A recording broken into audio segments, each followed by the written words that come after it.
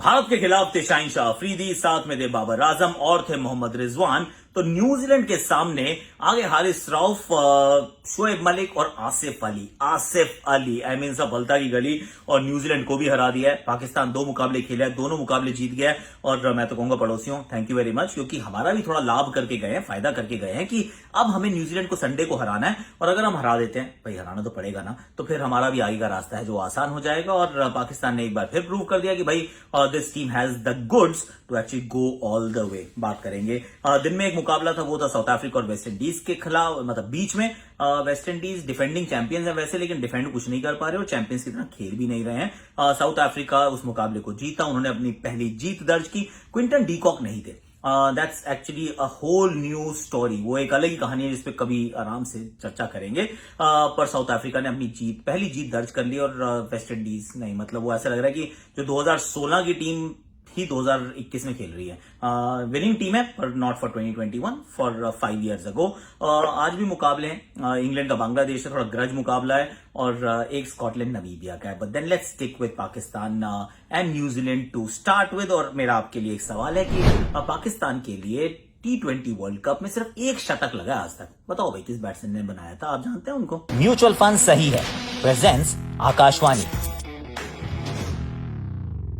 Mutual fund सही है presence hashtag Akashvani में आप सभी का स्वागत है। और तारीफ के योग्य ये काम कर रही है टीम। देखिए, पहला मैच बहुत कन्विंसिंग जीते भारत के खिलाफ। अगर आप 10 विकेट से मुकाबला जीत जाते हैं और वो कितने सालों का 29 सालों के इतिहास को अगर आप बदल जाते हैं, तो फिर तारीफ के लायक आपने काम किया है, विच इज फैंटास्टिक। पर इसके साथ जो बड़ी चीजें जो है ना, वो ये है कि अगर पहला मैच जो था, it was all about Shaheen Shah Afridi, it was about the 2 openers Mohammad Rizwan और बाबर आजम।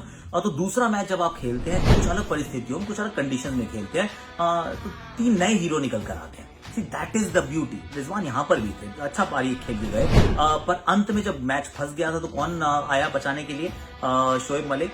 उन्होंने कहा है कि देखो जी, बाजार में नई मूंगफलियां आ जाएं, इससे बादामों के दाम कम नहीं होते हैं।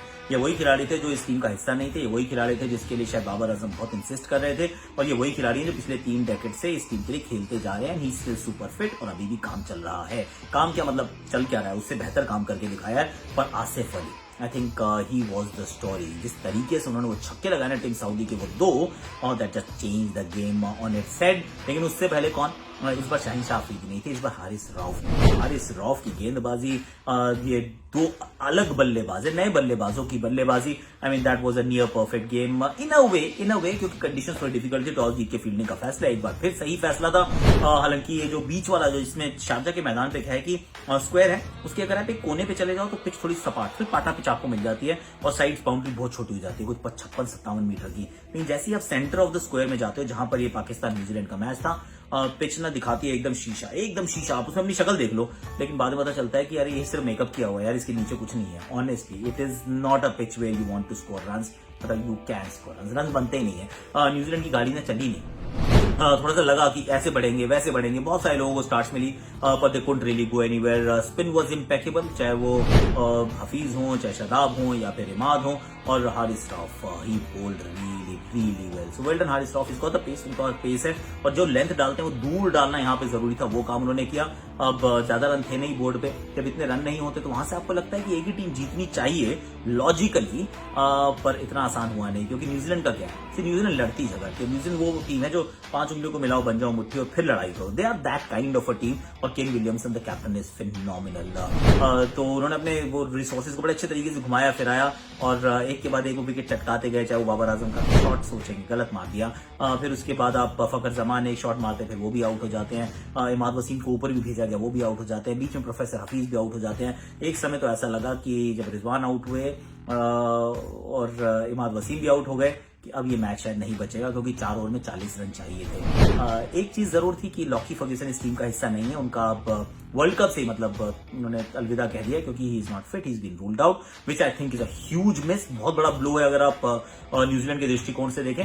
पर वहां पर आसिफ ने जो पारी खेली, आई मीन कहते हैं पारी ना जिंदगी की तरह लंबी नहीं, यादगार होनी चाहिए, और ये यादगार पारी, ये छोटी सी पारी थी। और ये मतलब जब आप वर्ल्ड कप खत्म होगा तो बहुत कम लोग इस पारी की बात करेंगे कि यार वो 25 रन बनाए थे, 27 रन, आई मीन वो ठीक है, इट्स ओके। और ये वो पारियां होती हैं जो आपका ना वर्ल्ड कप बनाती हैं, जो आपको वर्ल्ड कप जिताती हैं। So Asif in my opinion was the hero थे हारिस श्रॉफ। और जिस तरीके से अपनी काम वो कहते हैं ना कि नर्व को कंट्रोल करने का काम करते हैं शोएब मलिक, सो मलिक साहब ने बहुत बढ़िया काम किया। So well done Pakistan. और अब आप जीत गए हैं तो अच्छी बात है कि हमें सिर्फ न्यूजीलैंड को हराना है संडे को, फिर अफगानिस्तान, स्कॉटलैंड, नामीबिया को हराओ और चलो भाई हम भी थ्रू आप भी थ्रू, मिलेंगे सेमीफाइनल में सामने वाले ग्रुप से और फाइनल में एक बार फिर जरा रूबरू हो जाएंगे। That's what I am thinking, but let's see, इसके लिए पहले न्यूजीलैंड को हराना पड़ेगा। दिन का जो मैच था बड़ा इंटरेस्टिंग मैच था।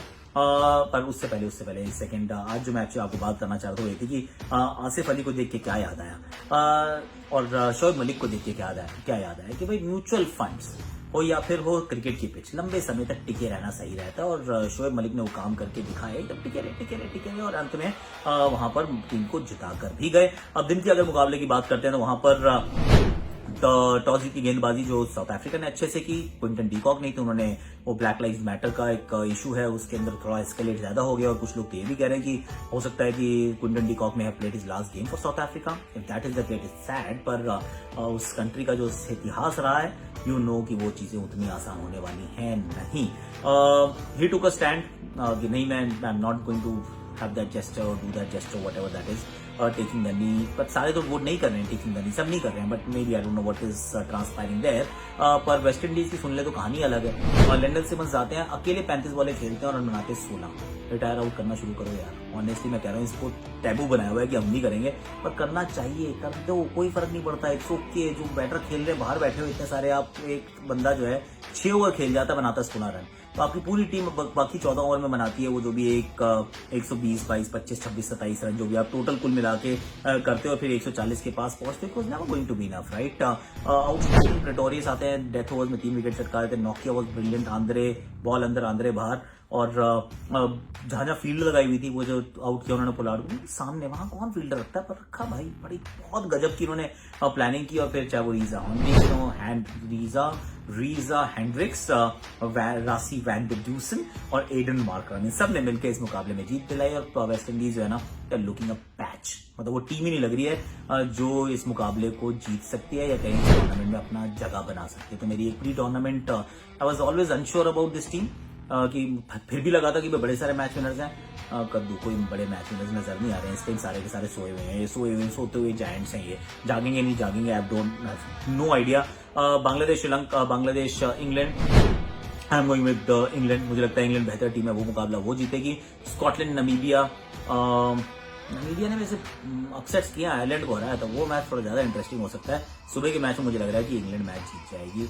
बांग्लादेश को दिक्कत होने वाली है, आसान वैसे भी नहीं है, वो श्रीलंका से हार के आए हैं और यहाँ पर भी मुझे लगता है कि फंस जाएंगे। अब जो मैंने आपसे ट्रिविया पूछा था उसका जवाब देता जाता हूँ कि भाई कौन सा ऐसा पाकिस्तानी बैटर है जिसने, एक मात्र ही है, वन ओनली, जिसने सेंचुरी बनाई हो T20 वर्ल्ड कप, नाम है अहमद शहजाद, 111 नाबाद बनाए थे 2014 में वर्सेस बांग्लादेश। चलिए आज के लिए इतने हैं, कल फिर मिलेंगे, कल फिर कुछ गुफ्तगू करेंगे, मजेदार बातें करेंगे। और आपको भी करना, आपको लाइक करना, आपको शेयर करना है, अपने प्रोफाइल पे इसको पिन करना है, कमेंट सेक्शन को भर देना और दोस्त यारों को व्हाट्सएप पे और इंस्टाग्राम पे और सब जगह बताने का है कि वर्ल्ड कप की कहानी कहाँ मिलती है आपको, T20 वर्ल्ड कप की, ओनली ऑन म्यूचुअल फंड्स सही है प्रेजेंस #आकाशवाणी। जाते जाते आपके शॉट सुनिए मेरी आकाशवाणी। पैसे कम, घर छोटा, पर सपने बड़े।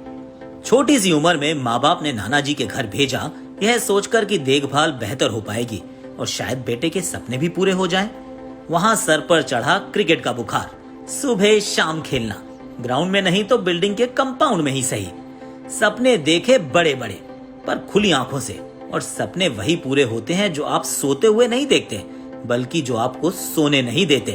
पहले स्टेट और फिर इंडियन टीम में सिलेक्शन, आगे बढ़ते गए, हुनर में सुधार भी करते गए।